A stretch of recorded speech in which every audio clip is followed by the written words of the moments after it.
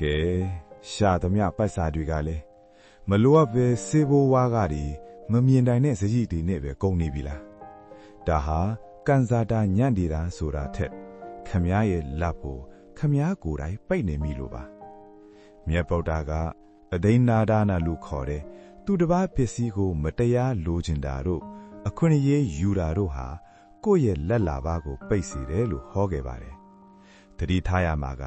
သူတစ်ပါးမပေးခြင်းပဲမတရားရယူထားတဲ့ငွေတွေဟာငွေပူတွေဖြစ်နေတတ်တာပါ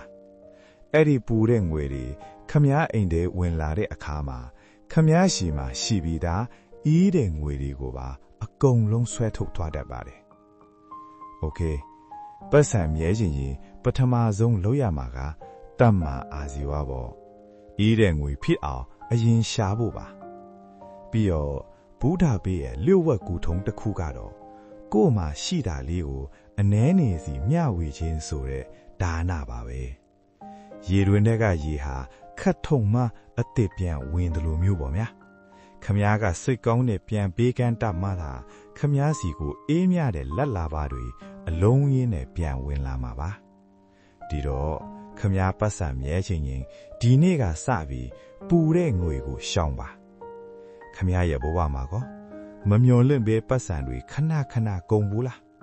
ကုန်ဘူးတယ်ဆိုရင် yes လို့မှတ်ခဲ့ပေးပါအောင်ဗျာ